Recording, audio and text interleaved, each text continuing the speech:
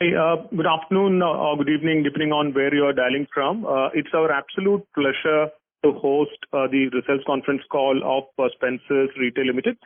The company is represented today by Mr. Devendra Chawla, Managing Director and CEO, Mr. Tanmay Kumar, CFO, and Mr. B.L. Chandak, Executive Director, RPSG Group. Now, over to the management for their opening remarks, and then post that we'll have the interactive session. Over to you, sir. Thank you very much and welcome everyone. I'm Devendra Chawla, Managing Director for the company, and I'm just going to take you through the earnings call, post which we can have a Q&A. So Spencer's Retail Limited, at Spencer's we offer experiential shopping experience to customers through our varied assortment, and we aim to make Spencer's a preferred retailer, and we are undertaking a journey as a true omni-channel retailer, and we'll come to it. In the pandemic, we've had a massive digital transformation, and a lot of our business now comes through our omni-channel route. Spencer's reported a standalone turnover of 439 crores and a gross margin of 19.1% for the quarter ended June 30th, 2020. At Spencer's, we operate 158 stores with a trading area of 13.4 lakh square feet. And currently we operate with 73 large format stores and 85 small format stores. We are primarily in East, South and North.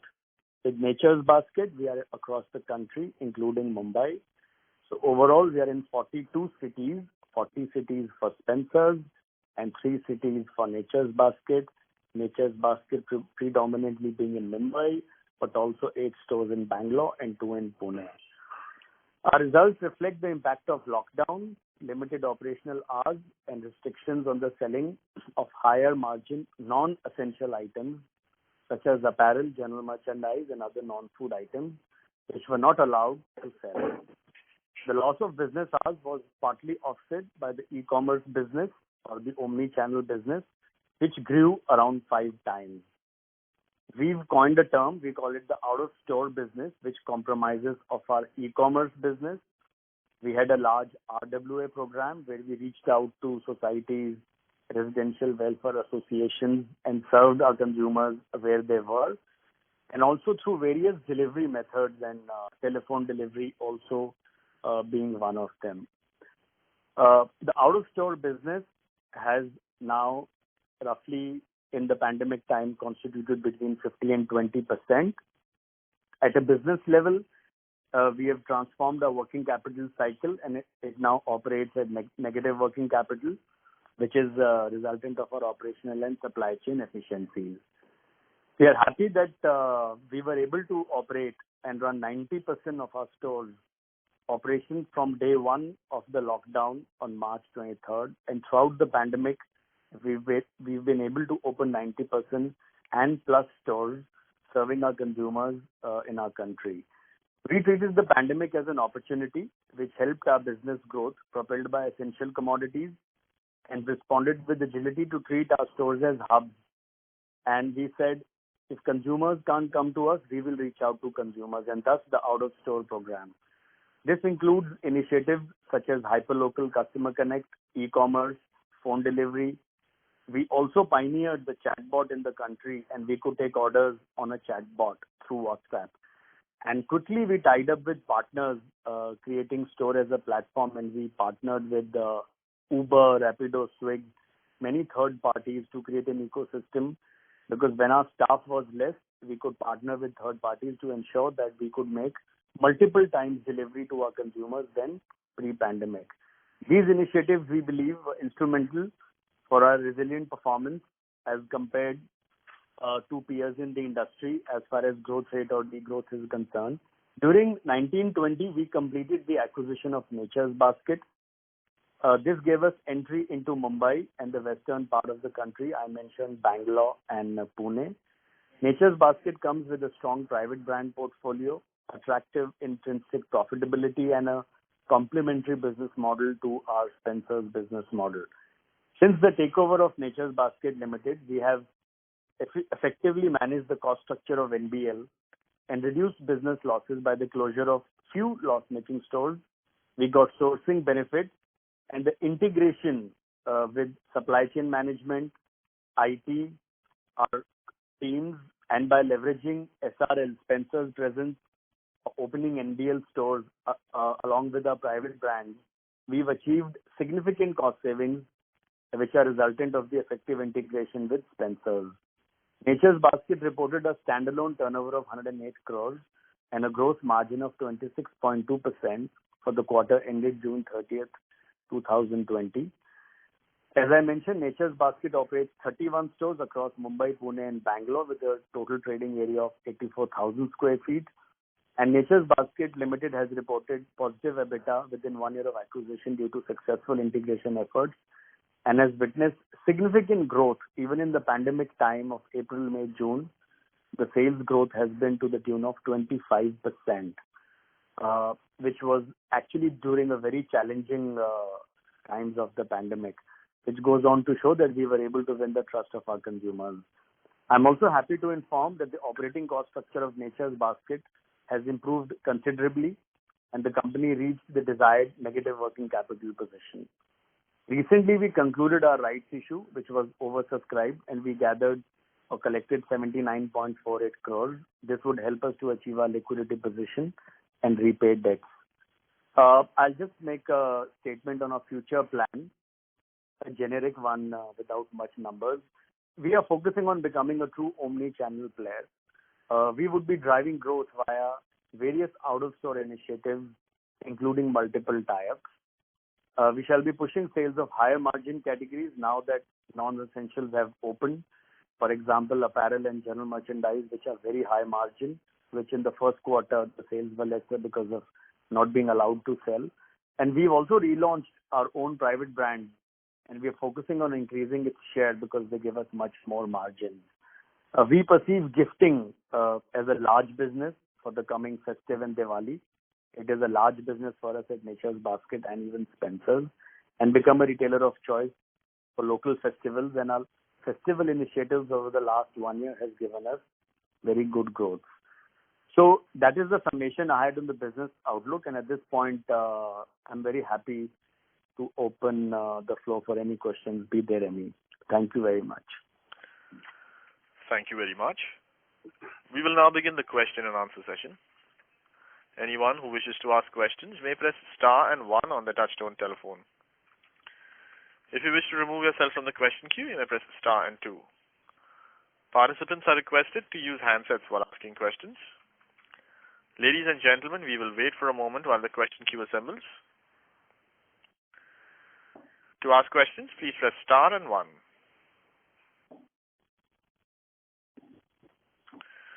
The first question is from the line of Pratiksha Dattari from Aquitus. Please go ahead. Thank you for the opportunity.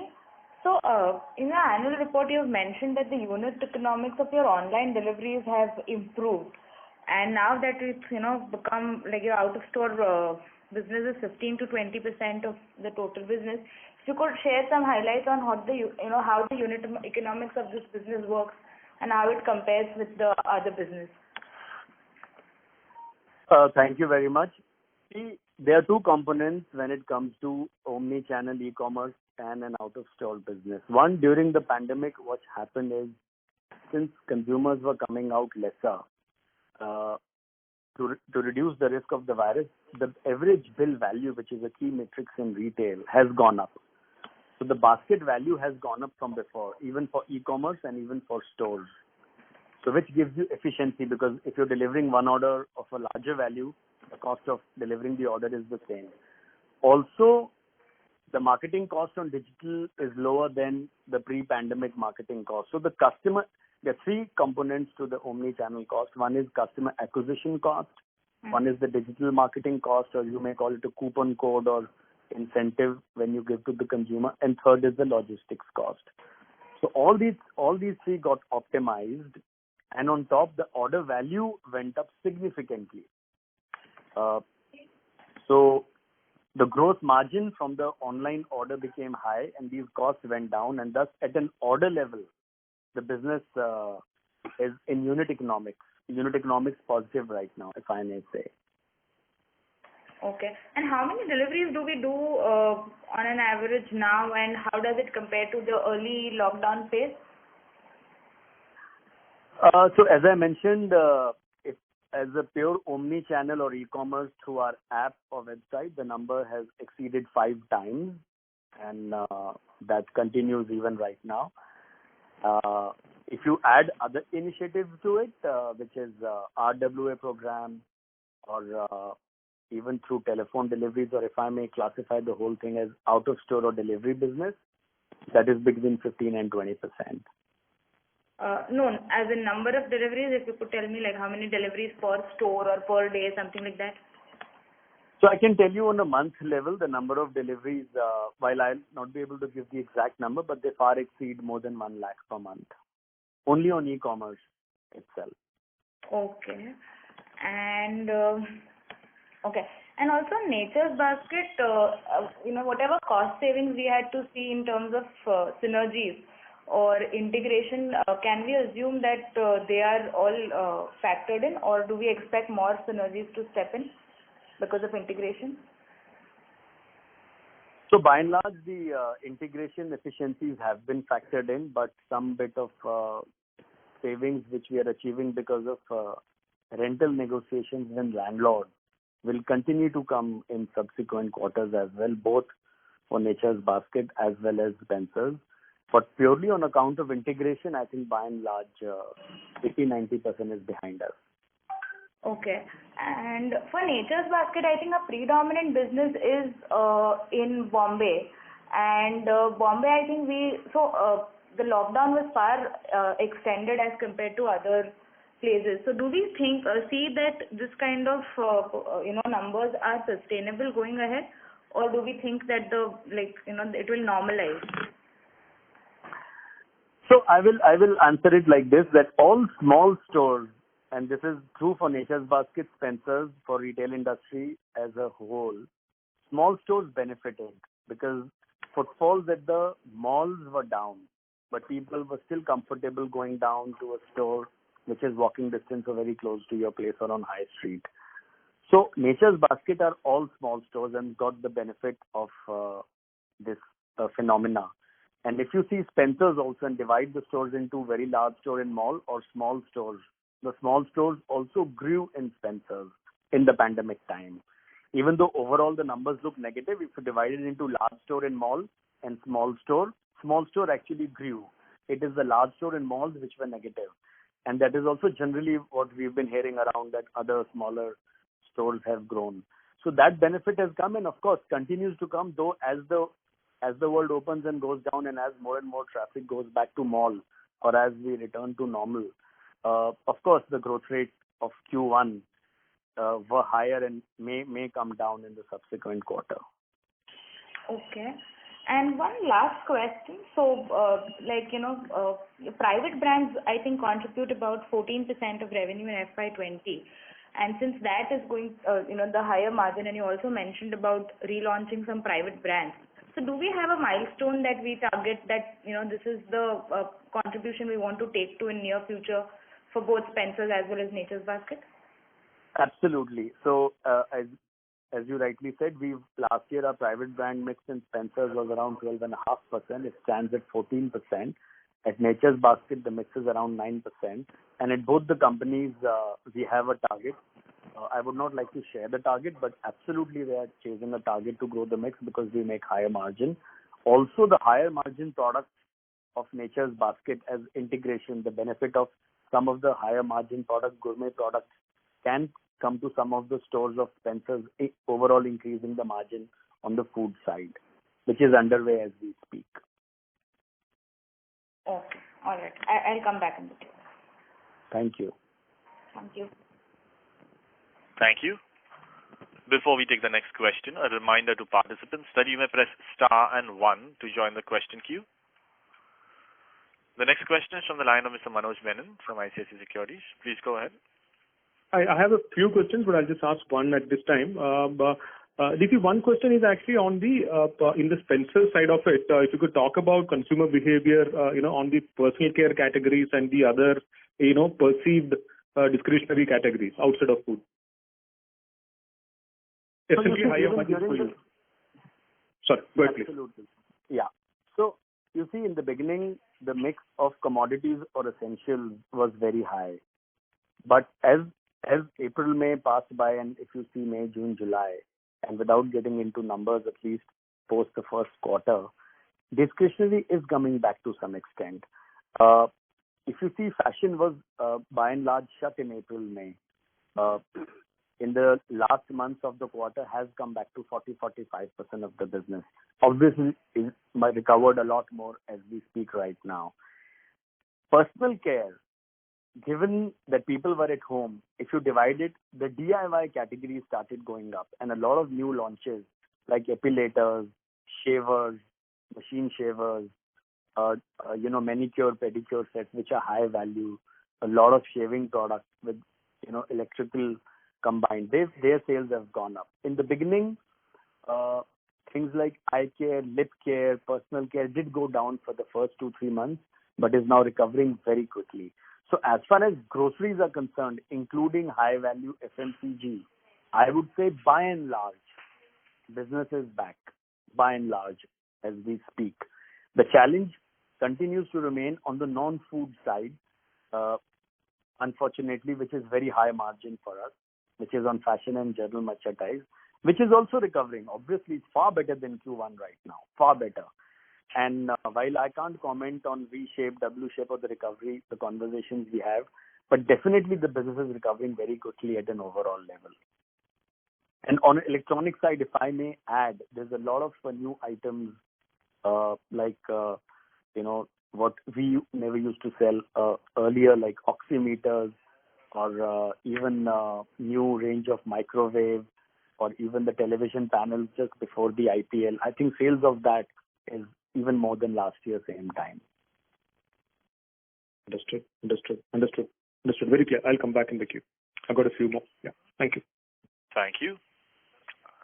Participants who wish to ask questions, please press star and 1 on your touchtone telephone. The next question is from VP Rajesh from Banyan Capital. Please go ahead. Thanks. Just wanted to get a sense of your revenue from apparel, not in Q1, but if you can just directionally give an idea. Let's say last year, what was the percentage contribution from apparel, groceries, and the general trade items that are high margin? So thank you very much. So roughly, if you see the mix we have, pure grocery roughly constitutes 70%. We are also a seller of liquor or alcohol, which constitutes roughly 9 to 10%. And the rest of 20% is what we call pure non-food, out of which, let's say, 9 to 10% is general merchandise, which is crockery, utensils, household goods. 6% would be fashion. I'm giving you last year's full year's average numbers without going into Q1 or pandemic numbers because they've gone down this time. And the other 4 to 5% would be what we call electronics and electrical. Okay. It would be like 70-30. 70 is grocery and 30, if you take alcohol as a non-food or a not exactly grocery, then the mix is 70-30 for the last financial year. Obviously, this has got impacted and the 70 has become larger. And the non-food side in Q1 took a hit because 2 months we weren't allowed to operate fashion and general merchandise and even alcohol for the large part of the quarter. Right. And what gross margin of the groceries and the other bucket of 4 last year? So the gross margins is, so the non-food, if I take apparel and general merchandise, the margins come to around 30-33%. And the grocery side, if you take, would be around 18%. So a blended average comes to between 20 and 21%. Sorry, 32 is for liquor, non-food, fashion, and electronics. No. 32% is only for general merchandise and apparel. Okay. For electronics and electrical, it would be roughly around 15-16%, and liquor is lesser. And on the food side, the 70%, which is the grocery side, it varies, let's say, 18 to 19%. Understood. And then you were talking about, you are putting Nature's Basket products in. So how are you thinking about it? Because I would think that the Nature's Basket's customer profile is very different from my Spencer's customer profile. Okay, so allow me to explain. Some of the gourmet items or international products which Nature's Basket sources, and some of our stores which are in the upmarket catchments in Calcutta or in Gurgaon or in Noida, the consumers in these cities of Spencer's can consume those products. But the supply chain exists by and large only for gourmet products currently in the country. And a lot of those items do not end up reaching because distributors of those brands, or importers if I may call, don't set up distribution hub in many parts of the country because it becomes unviable. But since we have already achieved Spencer's and we do sell a lot of food, we believe a portion of Nature's Basket assortment, a small part, but with very high margin, can be sold at Spencer's store. Now, Nature's Basket is also a leader in India in gifting. When it comes to gifting, during the festival, the gifting mix is very high. And we believe this is a very, very big untapped opportunity in India. There is no gifting brand or per se, no app or a website or even a company name comes to your mind, barring probably Ferns and Petal or one or two. But gifting is becoming very large, where people give gift hampers, sometimes with cheese, wine, couple of gourmet foods. I think Spencer's can big time capitalize on that. And as we speak, we are working on bringing a part of that assortment, high margin, from Nature's Basket, because for us, we don't have to incur any cost. We already have warehouses, we already have stores, we already have the teams. So without incurring any cost, we can just increase sale and thus improve our gross margin, weighted average food margin by bringing those items, including the private brands of Nature's Basket. Okay. And then what will be your percentage of your private label business as a total overall revenue? So as I mentioned, at Spencer's, it is 14%. It used to be 12.5% last year. It's 14% this year. And at Nature's Basket, the mix of private brand is around 9%. Okay. And do you have a target in mind to take it to? Absolutely. And I was answering in the previous one that I would not like to give the target, but absolutely this is something we are seriously working on, and we want to increase it because this gives us much, much more margins than other national brands. Okay. This is the short way to increase the margins. Got it. Thank you. That's what I have for now.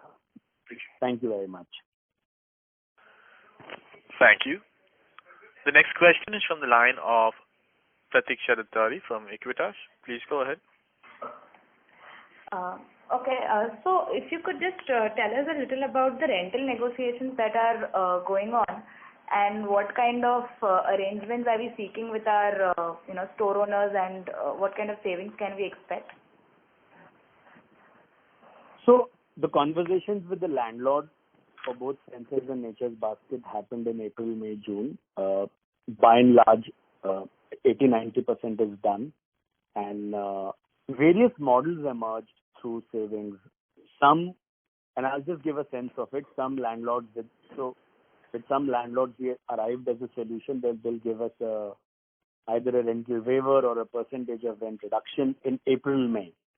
Some gave us in April, May, June a percentage of rental.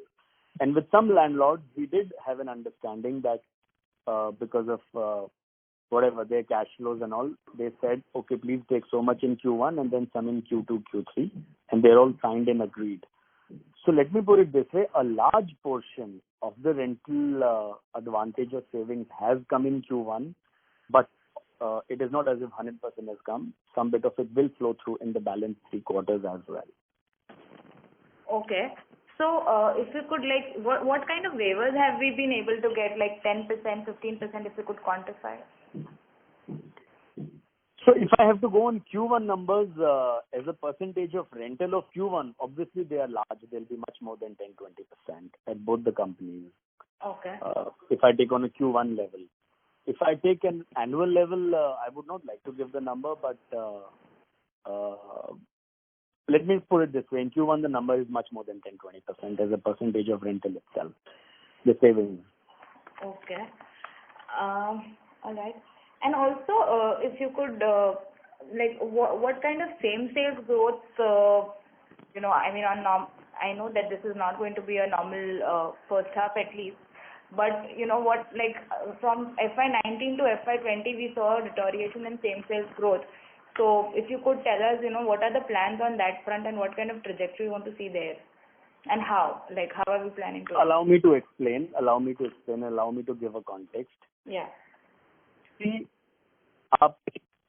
divide the stores into two. For the last financial full year, the stores which were what we call same store, on which we track same store growth, their per square feet sale has only gone up. Okay. But we added a lot of new stores, and just to give you a sense, roughly, our mature stores roughly do 1,500 rupees a square feet, right? Plus or minus 10-20 rupees, let's say 1,500. It is the new stores which used to start at 700 rupees a square feet. And if you open 25% of new stores, then the weighted average per square feet comes down, and thus the EBITDA comes down. But if I only take the last year's store, actually we've grown those stores. Right. So you divide the business into two, and you will realize that it's not as if business has gone down or sales have gone down per square feet. Sales of existing stores has continued to move up by some percentage point. In fact, I'm happy to report that all the new stores we've opened last year, normally they used to take roughly 5 years to break even. We're going to shorten that time, if I may say, between 3 to 4 years. So even the new stores are opening on day one at a much higher per square feet sale than ever before. So the average of these two is what pulls down the average per square feet and results into EBITDA. But if I take only the previous stores last year when we had reported our first profitability, then the stores are continuing to grow. But we've opened a large number of stores, very large number of stores in a year.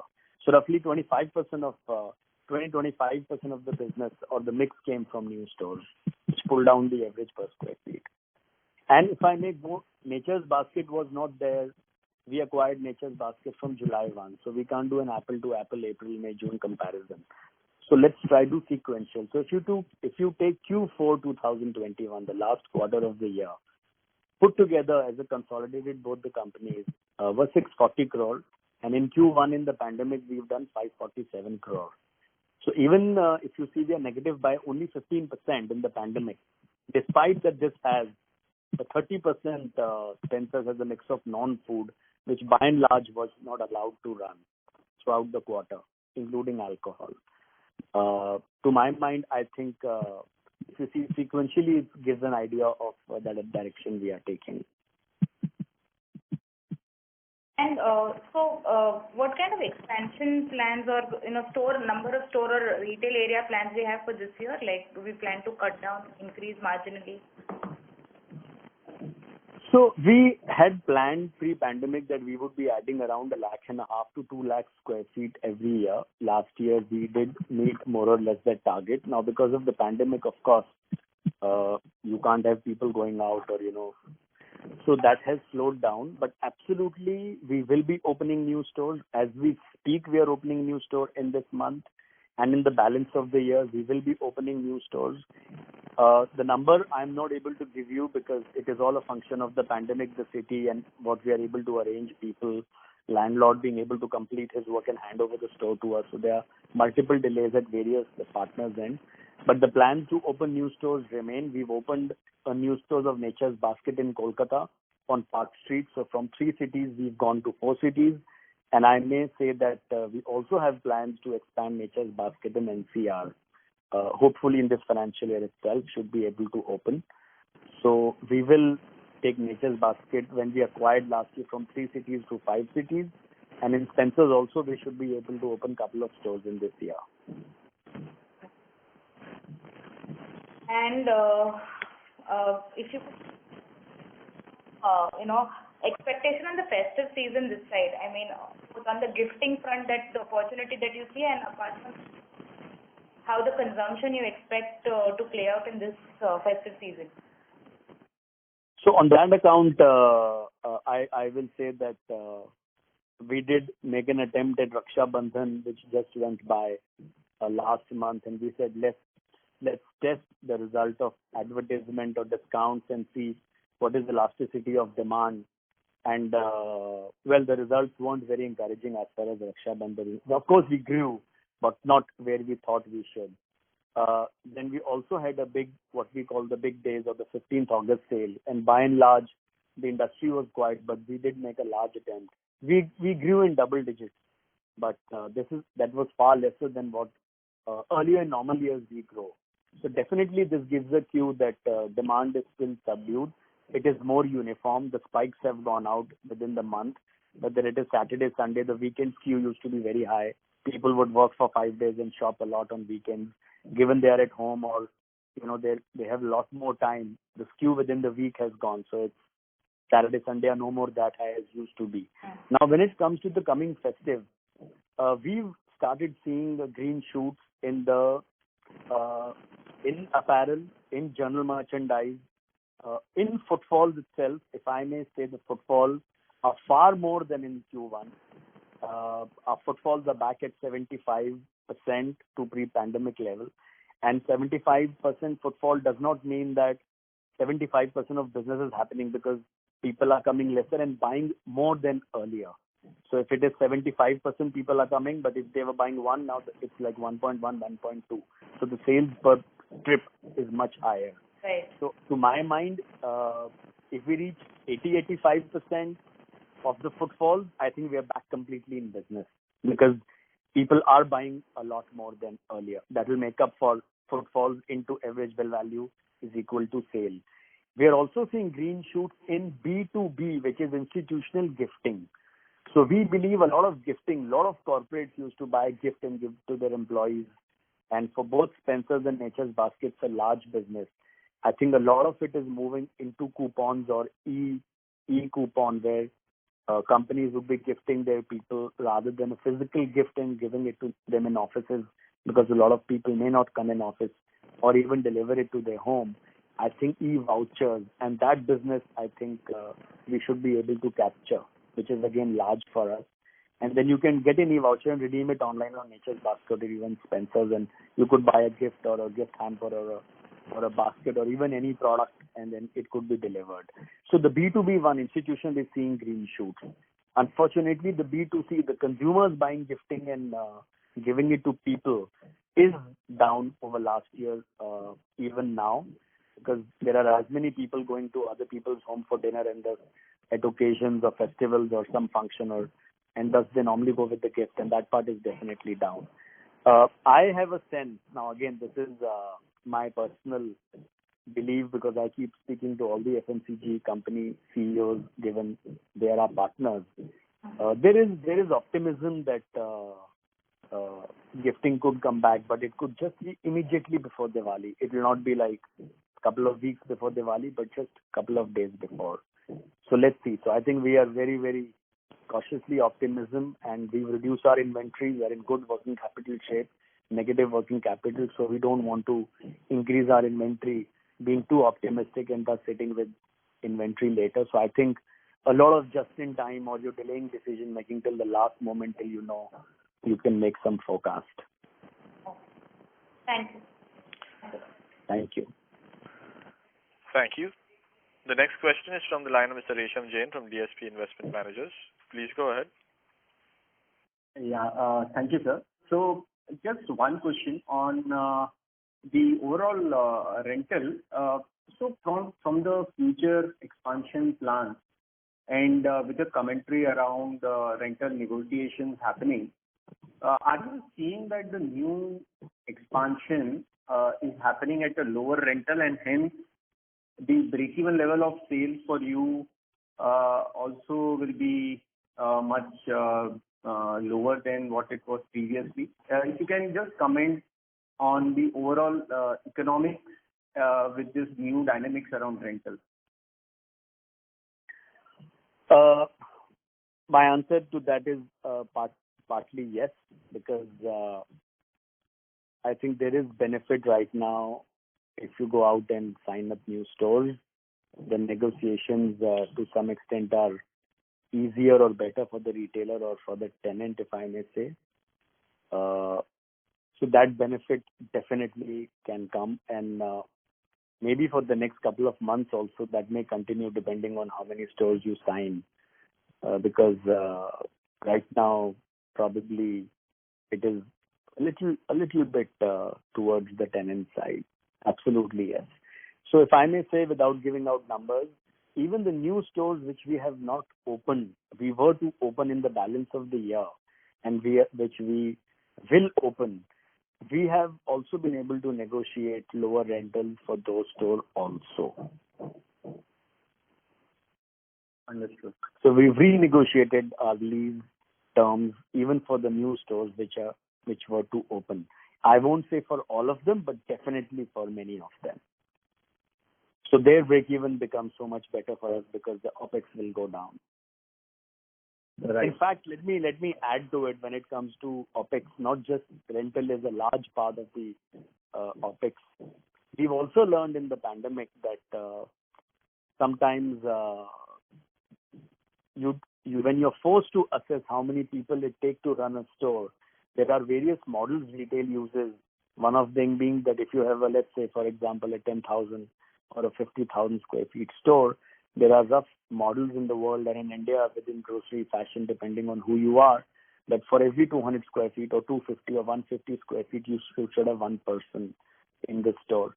I think the pandemic has forced to relook at all of them, and even on that front, we've been able to attain efficiencies. And I don't see us going back to adding that kind of cost even post-pandemic. So pandemic has forced us to become leaner, meaner, and I don't see those costs going back. I think we should be able to run business with a much better OPEX going forward, little lesser number of people in the store with a little lower rental. Also, a part of the mix of the business is also coming from out of store. So to that extent, if let's say 95% of the business used to come from the store and it is now 80-85% because you're able to do through RWA program, through phone delivery, through your app, through chatbot, I think you could optimize a lot of cost at the store end. And those benefits will continue to come, I think, for all subsequent quarters. Yeah, very interesting. So just one theoretical question around this, my first question. So with this rental and other OPEX coming down, let's say earlier your break-even level of sales, and this will depend on location also, so it's a very theoretical question.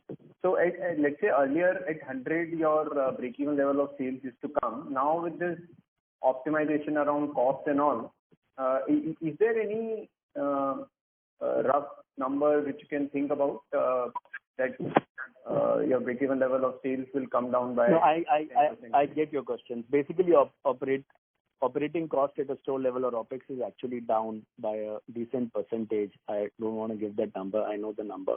And the moment fashion, non-food or general merchandise recover, and I'm happy to report that general merchandise, which is large part of non-food, is recovered to the tune of 70-80%. As we speak, it is fashion which is still not recovered, is at around 50%.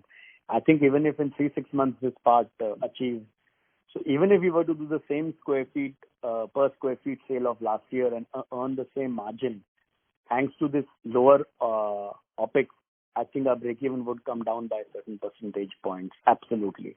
That is in fact the whole plan for us, that we will continue to keep our costs down for the coming quarters. In fact, even for the coming year, we've done the modeling.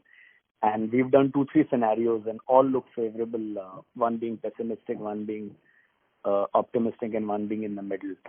So in all three, the operating cost at the store level is coming down in all three. So that definitely the spread or the gap between income through margin, which is RGM, rupee gross margin minus OPEX, if I may say, will continue to expand. Absolutely. Right. And sir, in fact, I may like to add that going forward as a retailer, because we do have large stores, we plan to increase the non-food mix a lot more. So at store EBITDA level, we are also looking at EBITDA expansion. Now, that one is hard to answer It may not happen in a quarter or two, given the pandemic. It's very difficult to put a number to when exactly, consumers will be back as normal. But definitely one can answer over the next 2 to 3 years, the margin profile for our company should significantly change, given the higher mix of non-food. Right. Okay. And so just one last question. Given that you have smaller format stores and also larger format stores, going forward, what kind of size you feel is the right or the optimized size for your future expansion? So you see, in the pandemic, it has come out very differently. Ideally, square size of 10,000 till 35-40,000 is the right model. Anything above 8 to 10,000 going till 40,000 with the 30-40% mix of non-food would give a margin model of, let's say, 25% for those kind of stores, if you're able to take the food mix up. So that is ideally the sweet spot. However, in pandemic, the reverse has happened because large stores are in mall and people didn't come to the mall. So the footfall in malls were 20-30% lower than in the small stores. So small stores, though, have very less gross margin because it's only food business with practically no non-food. However, their per square feet sale has gone up in pandemic, and even their SSG in the first quarter was in double digits, which earlier it used to be lesser than double digit. It used to be low growth, single digit, but has gone to high or double digits. I think that will change slowly, and we will revert back eventually to the older model of large stores doing much higher margin and small stores being low margin but high throughput. So if you ask me, if we remove the pandemic as a company, as a model, stores between 8,000 to 30,000 makes sense. However, I may add, in cities where we are, like Kolkata, where we have many stores and one warehouse, there it makes sense to even take small stores, or even in UP, or even in NCR. It makes, in these 3-4 cities, even if we take small stores like 3,000 square feet, they are profitable because we have operating leverage in these cities. There is hardly any investment coming in. We don't have to make any investment. In fact, for the next, if I may say, for the next 2 to 3 lakh square feet which we add, I don't see any cost going up at HO level, or very minimum even at the regional level. So I think our cost structure will by and large remain the same when we add another 2 to 3 lakh square feet sale. So it will all be at the store level. Understood, sir. Thank you very much. All the best. Thank you, Mr. Jain. Thank you very much. The next question is from the line of Ramkrishnan V from Equity Intelligence. Please go ahead. Sir, I just wanted to understand this DHS basket. What is the area they cover? And in the past, they used to have 70 to 80% of imported stuff. So what has changed? And what has changed? And how you are going to stress this asset? So in terms of mix, if I may say, Mr. Ram, it's not that a lot has changed. I think the way the stores are run, the efficiency of a Spencer's Retail who understands retail, I think those efficiencies and SOPs and the way you work with the consumers and the marketing, I think that bit has changed in Nature's Basket. I won't go to the extent for the sake of it say that the mix has changed by and large. It has not. It is remaining the same what it is. And the international food, 80-90% is too high. Roughly, it's to the tune of, let's say, 40 to 50%, because there's a large part of fresh bakery, dairy, delicacy. And on that, to work on freshness and to be able to get more consumers to the store and have an outreach program, I think that has helped at Nature's Basket to continue to be SSG positive, as well as get benefit of cost efficiencies through integration with Spencer's. I think so. We've not lost sales. We have grown sale in the quarter. At the same time, our costs are lower because of the integration. So I think these two have resulted in the Nature's Basket as a company becoming EBITDA positive for the first time. And we continue to, I maintain that there is scope for margins to go up in Nature's Basket, and we are working on it. I exactly can't go into the detail, but I believe our margin, which we reported at 26.2%, there is scope for improvement. Now, that needs some structural changes. It may not happen like in a month or two, but I think over a period of 4 to 6 quarters, the margin profile should change in Nature's Basket as well. Sir, this online delivery is going to continue even I think this with this so much of issues. So to cover area, see one store may be covering a 2-kilometer radius or something like that. Your Nature's Basket, because I live in Mahim, so your Nature's Basket you have Worli, so they don't deliver to our side of this. So, do you have plans to increase the coverage, and how you are going to do it? Right, sir. So, I will check. I think we do serve Mahim Prabhadevi area. Let me check. I wanted to know the coverage, how you are going to increase the coverage. So basically, for Nature's Basket or even for Spencer's, you define it as a hyper-local, and you take a number of families or households or number of homes you can serve, and then you do backward maths and decide how many people you need to hire for delivery, and thus how many in store for picking. Now in the Bombay, because being very dense and there being RWAs and buildings and society, within 2 kilometers or even sometimes in 1 kilometer, 1.5, 2 kilometers, you can get the couple of thousand homes which you want to serve. But at Spencer's, depending on which city you are, you may go as far as 4 kilometers or even 4.5 kilometers. So that is the way you decide the economics of how to serve. We are able to cover by and large most of South Mumbai. I'm surprised if at Mahim we are not able to, but I will definitely get back to you. We would not like to lose you as a consumer. Okay, thanks. All the best. Thank you very much, Mr. Ram. And if you said on the e-commerce side, I may add, e-commerce also went up a couple of times in Nature's Basket as well. I'm seeing it as more and more people are coming out. The footfalls in stores are increasing with every passing day in Nature's Basket as well as Spencer's. So number of bills in September per day are more than August. August were more than July and vice versa, and so more than the previous months. So both can't continue to grow because a lot of people are making a choice to buy on e-commerce app and not come to the store.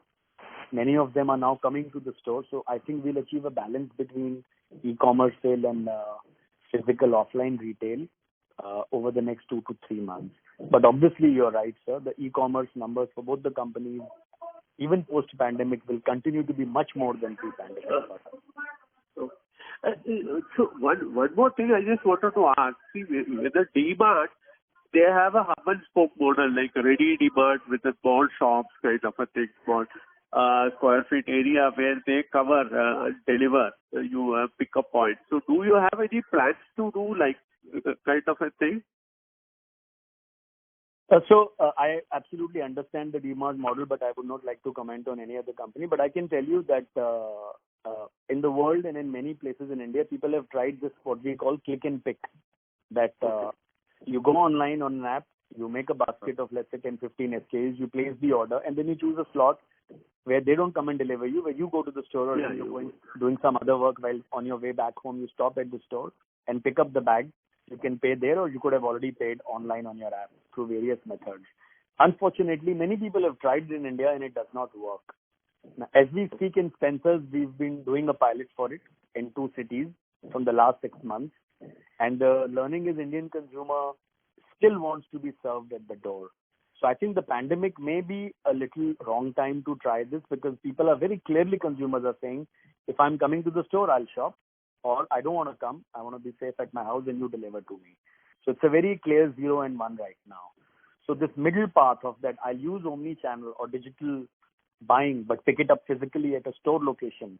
I think that part in the pandemic is not working. We've also tried, but with very, very limited success. In fact, I would say the Indian consumer is not for it right now. I would say post-pandemic, we would give it another shot. But it is very developed in the US. Like, for example, if I may say, with my ex-employer at Walmart, that's a very large business in Europe and in the US, very large. But it also depends on there's no traffic and it's very different dynamics also there. Given India, I think it's going to turn out to be very different. You had a tie-up with Flipkart, huh? So in Hyderabad you are testing that. So is that you are expanding that tie-up? So Flipkart, absolutely. So Flipkart had approached us and said that given that in April, May, non-food or non-essentials were not allowed, so a lot of these large marketplaces or platforms had people, and they also wanted to gain consumers or be able to serve consumers. So they had approached us, and we had agreed to do a combi tie-up, so that there is no conflict that people who are shopping at our app in the same city at the same place. And we had done a combi of grocery and done as a pilot. I think it's still there in Hyderabad, and I think depending on the results or how in unit economics for both, we'll see if we want to extend it to other cities or not. But that was only a pilot. At that point of time, none of these companies were able to do non-essential. So practically they had a lot of idle capacity or manpower. I think things have pretty much changed now recently. Thanks and all the best. Thank you so much. Welcome. Thank you. The next question is from Krishnan PS from India Advisory. Please go ahead.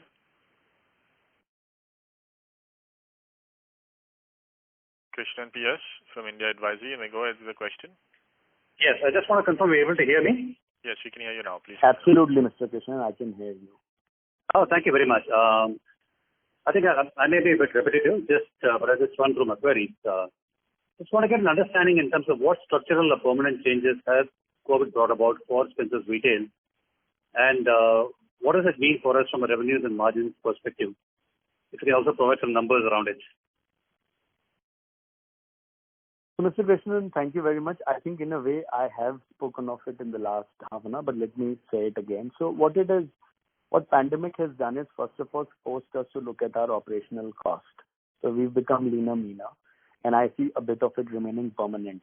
Even if business comes back to 100% of pre-pandemic level, I don't see those cost structures at store level or regional going back to the previous time. So to that extent, we get efficiencies or also, we have learned that the margins took a knock of 100 to 150 basis points only on account of non-food not selling. Because as I said, even in the first quarter, 80-90% or 80% grocery sales were happening.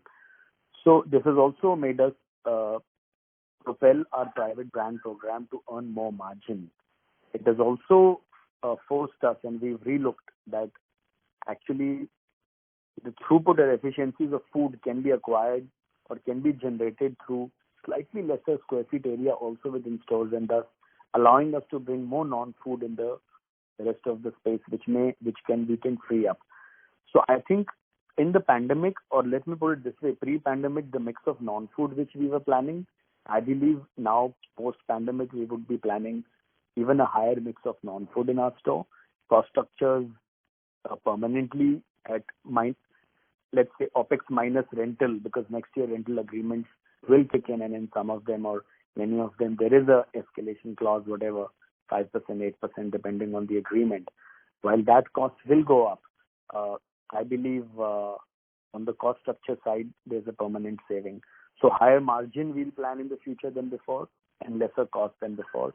Higher private brand mix than we had planned before, and also to expand gifting, which earlier was in a by and large, let's say in Mumbai, but to take it national. Okay. My second and last query, I think you again covered it a bit. It's around store sales growth and also gross sales per square feet and EBITDA margin. What do you think will be the key drivers for enhancement of these three factors for the next 2-3 years? Absolutely. So I think, again, I will say the biggest thing which we need to do is to grow our non-food mix. I think that itself will be a biggest task for us to grow our margins. So we are optimizing store size. I think we have discovered which best store size works for us as far as per square feet sales go. If you see, even last year at a per square feet level, we have grown same store sale growth. Of course, the numbers weren't very large in a single low digit, but they have grown. So I think if we continue to grow per square feet sales and reduce our cost and improve our margin, and then comes in the higher mix of omni-channel. Now, remember, in omni-channel, we can divide it into two parts. One is phone delivery, which by and large is done with our staff and is highly profitable because our staff is already paid, and there's a very minimal cost, of a bike or a petrol to be paid to cover that cost. So that is very, very profitable, far profitable than any e-commerce company can, which does third party.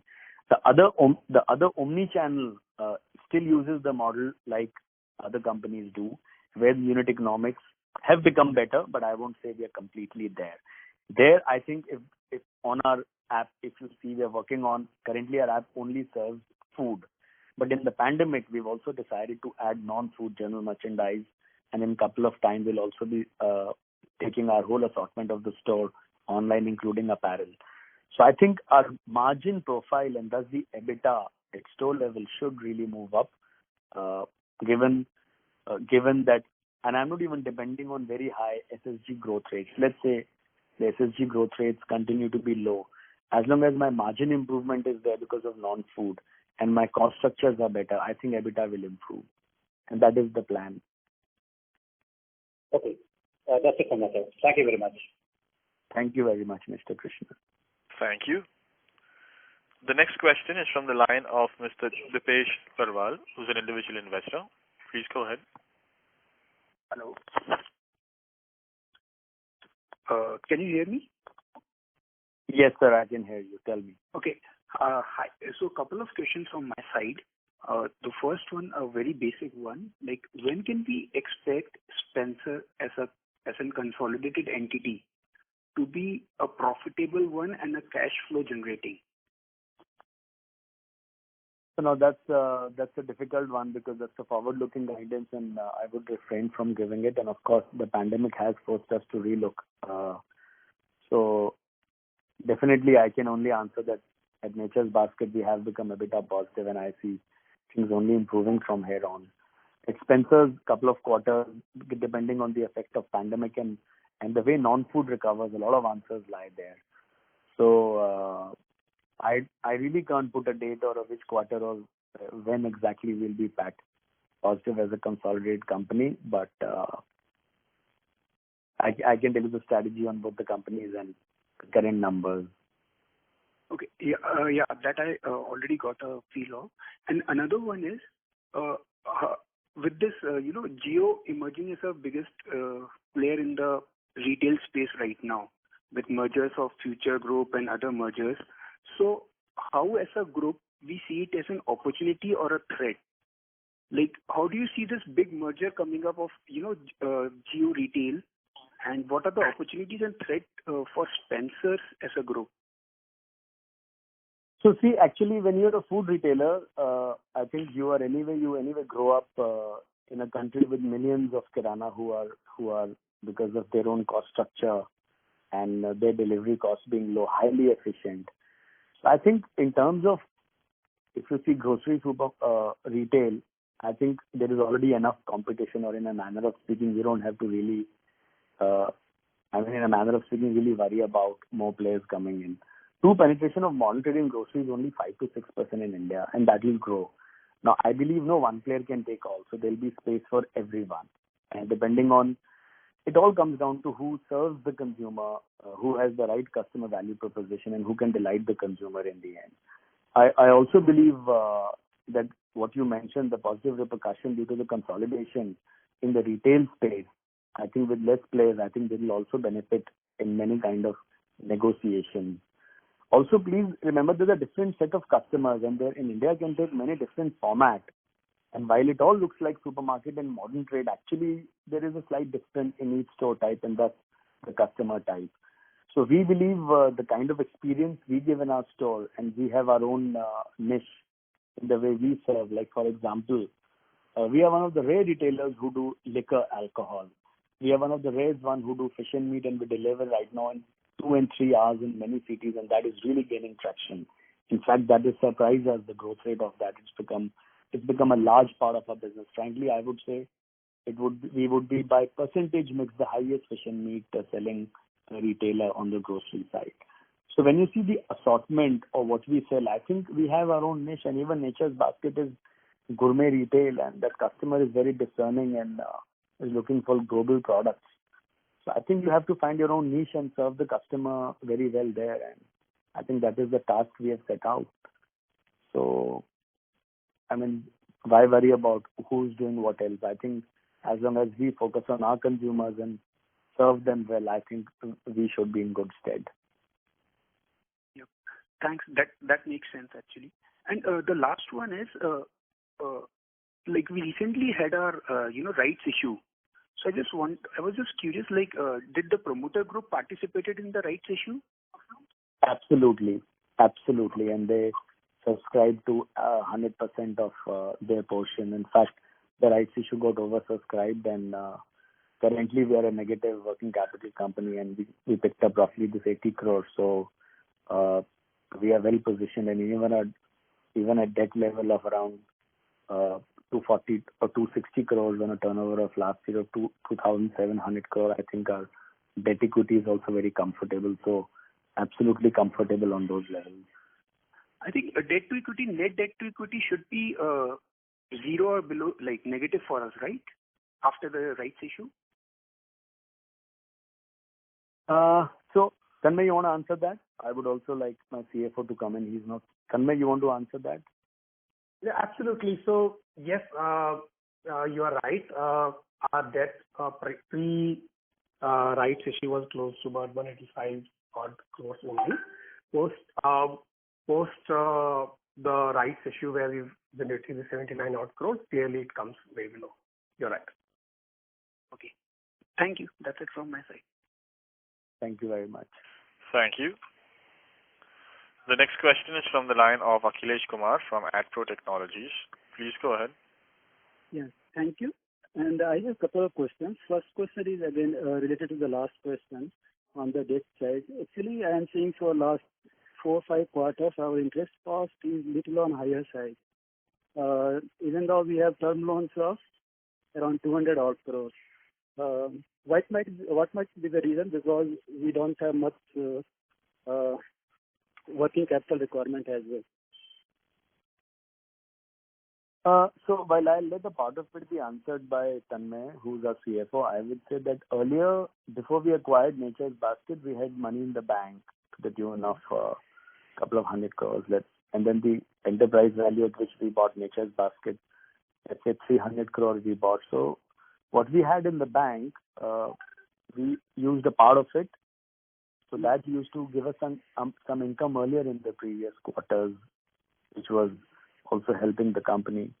So that has gone, 200 crore has gone in acquiring Nature's Basket, and we've taken roughly 100 crore debt to add to the 200 crore to acquire Nature's Basket. So from our bank, 200 crore has gone, which earlier was an income, and this 100 crore debt also ends up adding an interest cost. So that is the difference between last year and now. In fact, if you take this change of interest income and the debt interest which we funded to buy Nature's Basket and add to it the new store opening, which in the beginning takes 3 years to break even, only these two to a large extent will answer the difference between last year profitability and current numbers, or last year and last year, if I may say. Let's keep the pandemic aside.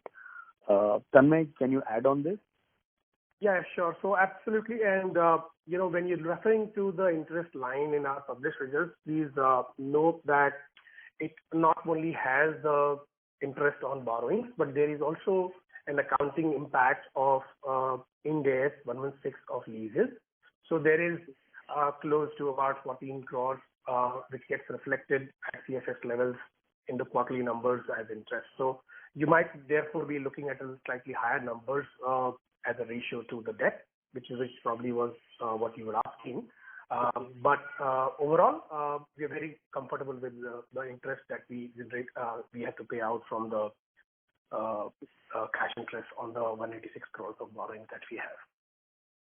Okay, that makes sense. I was not aware of. And one last thing, on the strategy point of, since pandemic, as you mentioned that you have learned the benefits of omni-channel distribution and serving customers in the radius of 2 to 4 kilometers.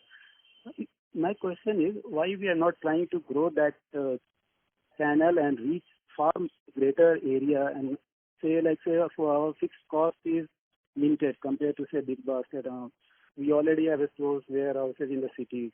Why can't we cover by just employing more manpower and covering a larger area? We will have better unit cost than those third-party grocers or big baskets. Absolutely, sir, and that is the exact plan we have. That's why we've coined this new term called out of store.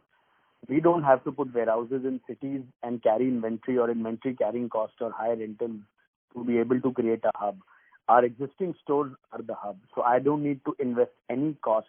It is the same inventory in my store from which if consumers come to the store, they buy. And from the same inventory, I'm able to serve the consumers on an omni-channel or a phone or an RWA. So neither are my inventory level going up. In fact, our inventory is even down.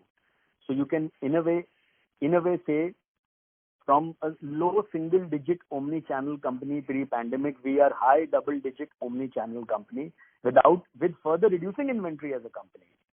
So we've reduced inventory as if, in a manner of speaking, let's say we were a physical retailer company and we've added 20% of online business or 15%, and there is no cost for that 15% business, barring that manpower. Now, we've not added manpower at our store, as you rightly said. Some bit of it is through our own manpower. We are optimizing it, stretching it, and the spillover from whatever is our manpower. Currently, we are working with third parties, as I mentioned, because we need to learn that once as more and more footfalls are growing back in the store.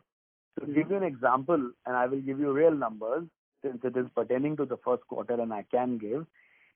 People don't know that even in the pandemic of April, May, June, when the lockdown was severe, the number of bills in the store used to be 55-60% of pre-pandemic. So more than half people were always coming in buying at the store. Okay. While we all feel everybody was work from home and that hardly anybody was going out, 55%, please understand, while 55% people were coming, they were buying a lot more than earlier.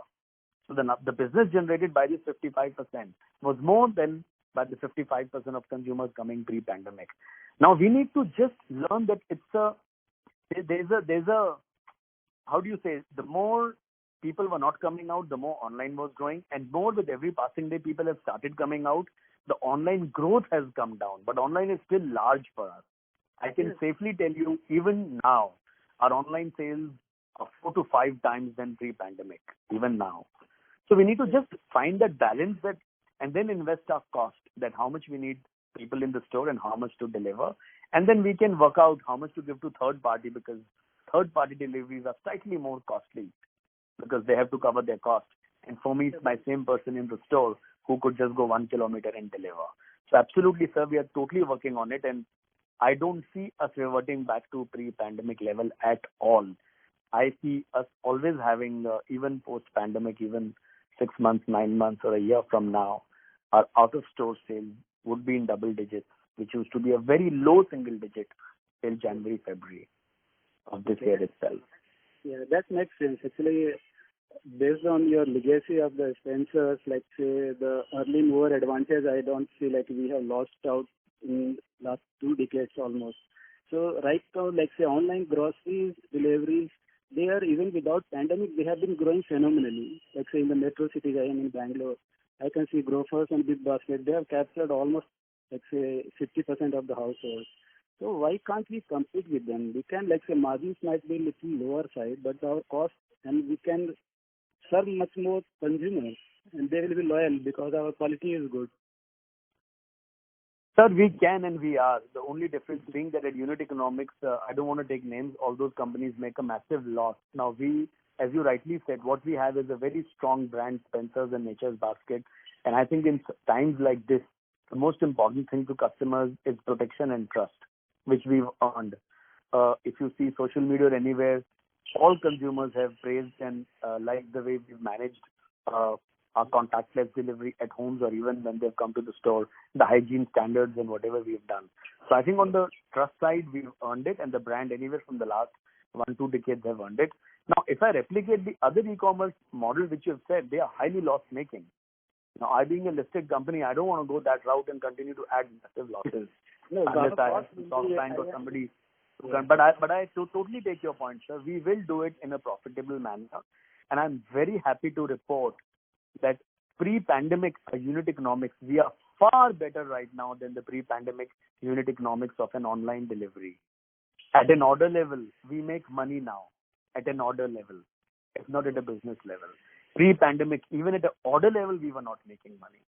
So we may not have grown 100 times in e-commerce because that may come at a very big cost, but we've grown it, as I mentioned, 4 to 5 times, and the unit economics have bettered. So we're in much better shape, even as a physical store with the cost structure, even the online side as a cost structure and unit economics. And I completely agree with you. With the brand we have, we need to leverage it in a hyper-local area. People know the brand, they trust the brand, and all our endeavor and efforts would be that in the hyper-local 2 to 3 kilometers, we make as many deliveries. We are doing many programs because it's an analyst call. I don't go onto the many business side initiatives. But we have many programs which are serving us so well, like each store now is personalized, connected to a couple of thousand consumers.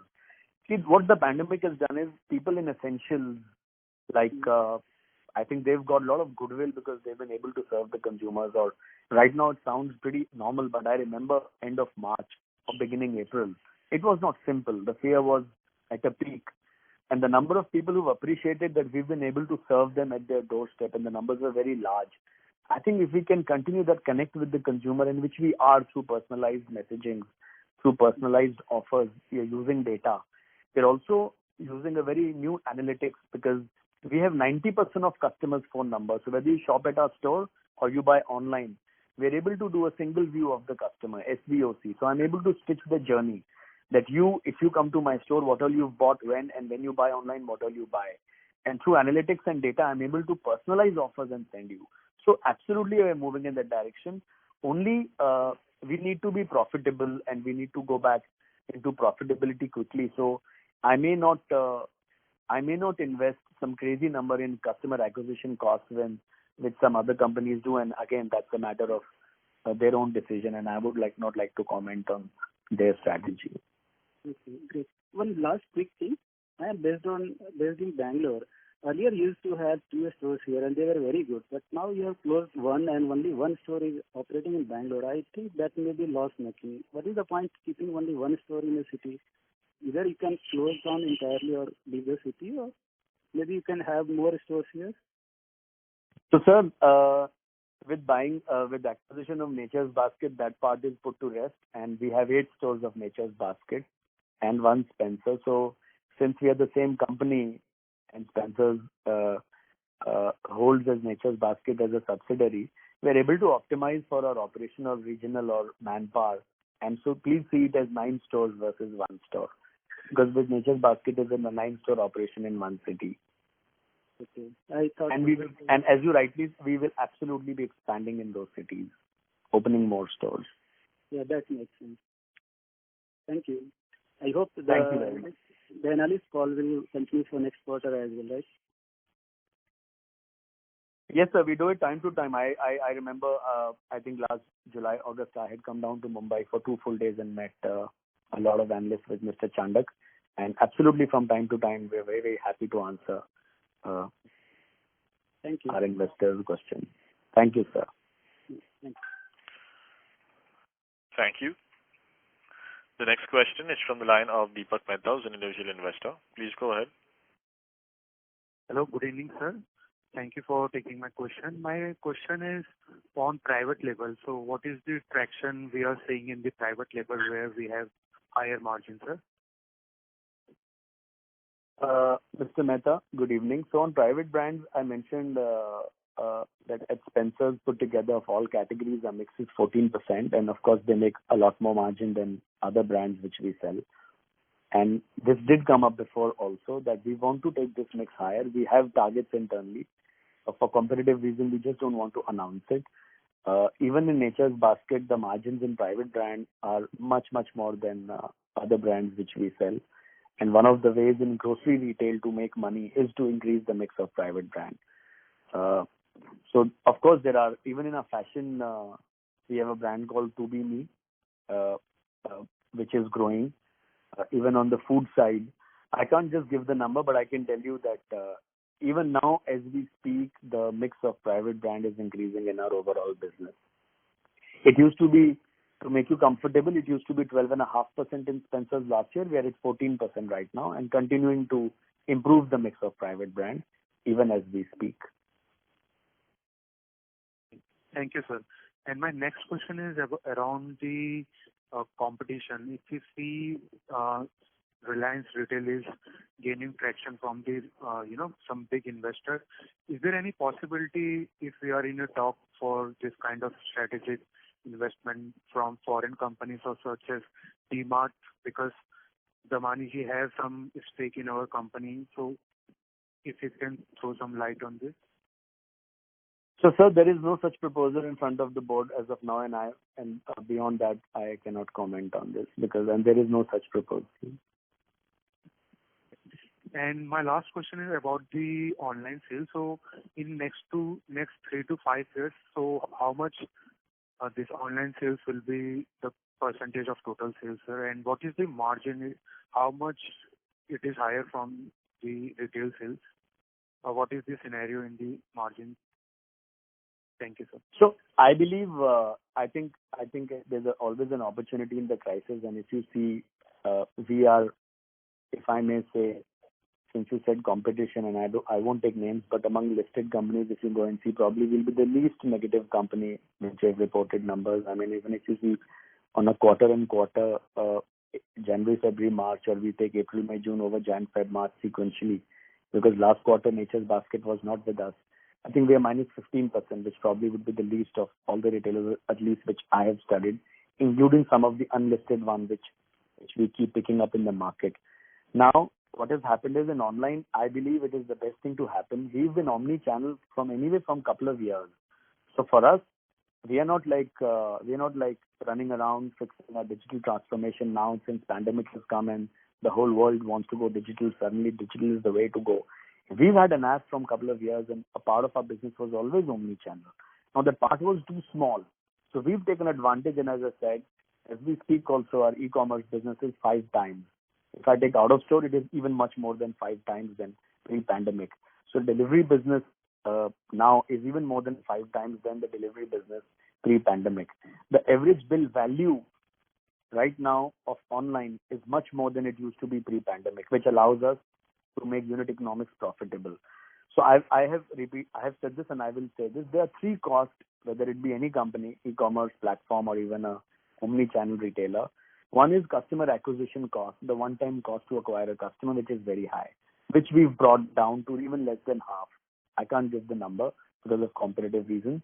The second cost is maintaining that customer continues to buy new, which the world loosely call coupons or a discount or, for us, that has also come down. Third is the cost of digital marketing to connect with you, right, on social media, Instagram, Facebook, or other ways. For that, we've also brought that down pre-pandemic. All these costs are down, and the bill value is up. For example, if the bill value was 500 earlier and your margin is 20% per order, you were making 100 rupees, and you have to reduce all these 3 costs: customer acquisition cost, digital marketing cost, and your logistics cost, and then arrive whether unit economics positive or negative. Now the bill value from 500, if I may say, and again, these are not exact numbers, but let me say ballpark, has gone to 900 to 1,000. So from making 100 rupees, which is 20% margin, you're making 200 rupees. And these costs have gone down. So our unit economics at an order level are positive. And I can assure you, for most companies, unit economics are not positive. So now, at a business level, of course, we have to attain a certain size to make omni-channel standalone business as profitable, on which work is going on. But I clearly see that since we were always omni-channel and the pandemic hit, we could accelerate and pick up, and we didn't drop it. I do believe a lot of companies had to actually set it up and make a start. At least we were lucky that we already had it and we could pick it up from day one. Secondly, 90% of our stores was running from day one, even from 23rd of March. So we could convert them overnight into hubs and start delivering. I remember in UP, they didn't even allow stores to run in the first 2 months. In fact, the first 3 months, April, May, June, Lucknow, they didn't even allow a single store to run for the full 3 months, but we could do home delivery. So actually, we became a e-commerce company because the store became a hub. No consumers can walk into the store, but we could serve them. So whatever business we did in that city, and that's not a small city for us, was 100%, if I may say, delivery business through telephone, RWA, or e-commerce. So I think all these learnings, I believe in the next 2 to 3 years, our e-commerce mix will continue to be high because we want to be an omni-channel company, and that is the future. The world is not going to go back completely the way it used to be. It will go back. I personally believe once a vaccine comes or herd immunity, or depending on what solution the world finds. My personal belief is that people will want to go out, attend weddings. People will go out to eat at restaurants and will want to go out to the pubs, and thus the traffic at malls eventually will come back. But not 100% because some of it will be digital. And to that extent, we are very, very ready to capture that. Thank you so much for the detailed answer. So this online sales and demand is coming from the app only, Spencer app only, sir. So whenever I say omni-channel, it is 99% from the app. 1% we have a apparel website called To-Be-Me. You can even buy apparel from it, and we could deliver it. As we speak, we're integrating even that into our app. So right now it will be 99% on app, 1% there, and in a month or two it will be 100% on the app. So that's when I say omni-channel. When I say out of store, it's the omni-channel plus telephone delivery plus RWA, where we go to the full society or resident welfare association and we capture a full sale through a combined order or putting up a store in the cooperative housing society. Thank you, sir. Sir, I have one feedback. So I am using Spencer app also, and I have been visiting the store. So the app interface can be improved, and online support and the hygiene and all the support in the store is great. So thank you so much, and have a great time ahead, sir. Thank you. Thank you for your feedback, and we're working right now in improving our customer experience, and we are revamping our UI UX. Please give us a month and a half, and given that the space on the cloud and the number of orders or the number of traffic went up like 20-30 times, we realized that we need to improve it far more than what it is. And many thanks for your feedback. We are absolutely working on making it better. Thank you, sir. Have a great weekend. Thank you so much. Thank you. We have the last question from the line of Vismay Agarwal from ICICI Securities. Please go ahead. Hi, sir. Sir, I have one more conceptual question on the industry, actually.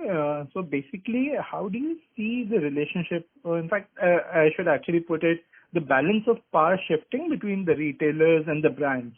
And the reason I ask this is because of all the consolidation happening in modern trade, the expansion of e-com, that's definitely, you've been talking about it and that's out there. And also private labels growing. So, any changes in the relationships, or how do you see that happening going ahead? So this question is, and allow me to answer, is not as a Spencer CEO, but more as a retail professional, because I've been in FMCG industry before and then in retail also for many years. Okay. So this question has always come, and somehow I find it a very hard one to answer because I don't see versus that FMCG companies or suppliers versus retailer. I think I'll tell you have to divide the question into super commodities and value-added products. Each channel brings its own advantages. If you can sell a very expensive hair color or a top end of the line shampoo or some of the products like gourmet food, then you, to that extent, any brand will want to work with you, and the conversation is always better. So the whole margin profile which people keep speaking is all, you could divide it into the categories like commodities and value add. And on both sides, I don't see any challenge, because if a brand needs to grow, and even brands or companies needs to grow their margin profile and also the more value-added products they add, where their gross margin is higher, the more their profitability grows. And then they absolutely partner with us. So we are a most modern retailer, I may say, including Spencer's. And in many cases, since I said we sell some categories which some others don't, we are a retailer of choice for brands to partner. And if you see a margin profile, in none of the grocery retailers, you will see a margin of 20-21%. If you see our margin profile and compare it to others, of course, then the cost structure is different. I don't want to go into it, the rental cost or whether you've bought the property or how do you. But I will tell you that these are not issues. I have always found there is no struggle between suppliers and retailers. I think it's one as an ecosystem. Especially in pandemic, you'll be surprised. Everybody kept aside who you are, and right now, it's all an ecosystem. When we would have thought that Uber would be making deliveries for us. So let me go back on 23rd March, the day of lockdown, and the whole public transport shut. So there were no buses or local trains plying. Now store staff, and we have 6,000 of them. That's a small number. They wouldn't find transport to come to the store. Some of them had bikes so they could share, but then we had to arrange for transport, and a lot of people didn't even report to the store. So attendance in the beginning couple of weeks was down, and the number of orders online had gone up by 10 times in those weeks. So imagine your staff attendance goes to half and your orders goes 10 times. So you have a 20 times gap between capacity available to deliver your infrastructure and the number of orders which you have. So we actually partnered with Uber and many companies, and I'll give you the Uber example. We had hundreds of cars on day one. We did an agreement, a proper from work from home. We spoke to the Asia Pacific head of Uber. We got hundreds of cars the next day, and look at the unit economics actually versus a bike which can make two. If you give a grocery order, you can get 2 orders on a bike typically, and the bike can come back to the store and to the home 6-7 times in a day, let's say within an 8 hours working shift. So you could deliver, depending on the size of the order, 10 to 14 orders in a day. Now a car can do 40 or 35 because you could put bags in the dicky, in the back seat, in the front seat. And we trained. So the first day, our staff went with the Uber driver to train them how to make contactless delivery, to have a mask, and at how distance to be when you ring the bell and where to leave the bags. From second day, the Uber guys were doing a delivery, and we could do thousands. So to my mind, actually, I find the whole industry coming together, and things which would have never happened before have happened. So I don't see this power shift between players. I think it's actually quite mutual, and if as a retailer you can add value to the brands they launch, like I'll tell you the higher pack of detergent. I don't want to take the brand name. The highest size of detergent pack of the biggest mass brand in India, and I'm sure you can guess which company it is. Maximum sales come from modern trade, while modern trade overall would contribute 6 to 10%. This pack for that company, more than 50% sales come from modern trade. So there is no power thing. I mean, companies make packs for you, which they know may not sell at external channels. You can sell that, and that then the margin profile is far better. So I think it's a mix of many things to make sure that the average margin is good for you as a model. And I think from brand side, I can tell you, since I've been on the brand side, you also manage each channel depending on the strength of the channel, what the channel brings on the table. Whether you only sell commodities in small pack, then you have a different margin profile. If you can sell premium and high value pack, then you have a different margin profile, because a lot of what we sell and others sell, other channels, I'll not say modern trade, is frankly non-conflicting, and thus there is no challenge with the brand. So, I mean, that's just like my 2 bits as a retail industry, and not so much as from which company I am. I thought I'll answer. That's actually very helpful, sir. And it's great understanding. Thank you so much for that. Thank you so much. Thank you very much. That was the last question in queue. I would now like to hand the conference back to Mr. Manoj Menon for closing comments.